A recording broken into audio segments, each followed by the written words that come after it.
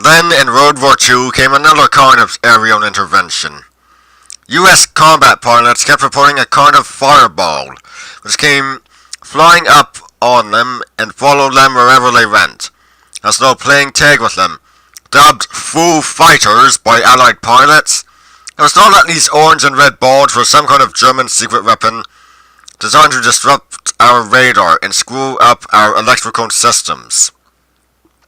After the war, though, we learned that the Germans had also been plagued by Foo Fighters, and they thought it was an Allied secret weapon.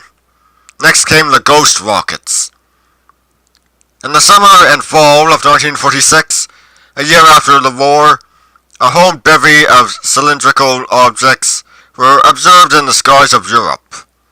Orange flames shooting from their tails. Western authorities suspected the Russians, convinced they were carrying out rocket tests, with missiles captured after the fall of Peenemünde. The Russians denied it. By now the stage was set for the modern wave of saucer reports. It began, quietly enough, on August 1st, 1946, when Captain Jack Puckett, U.S. Tactical Air Command, was headed toward MacDill Air Force Base in Florida, in a twin-engine C-47. Something whisked across the sky ahead of him, and he had to bank sharply to avoid hitting it. At first he thought it was a meteor, but then he got a closer look.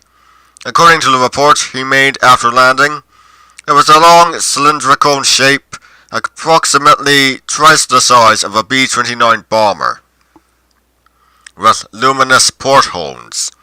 Puckett's sighting wasn't the only one that started the saucer craze, but it was the first in this country. It was followed by a number of scattered reports through the remainder of that year and into the next.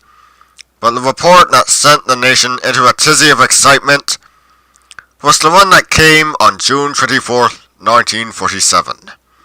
This time a civilian pilot, a young businessman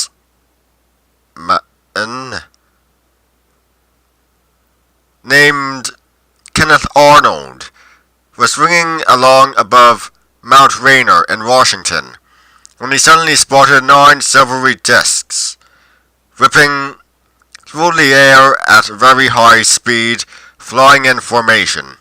Arnold, shaken, headed for the ground. He reported what he had seen, or thought he had seen, and made history by referring to the 9 vessels as saucer-shaped. Newspapers snapped at the story, and the term flying saucers was born.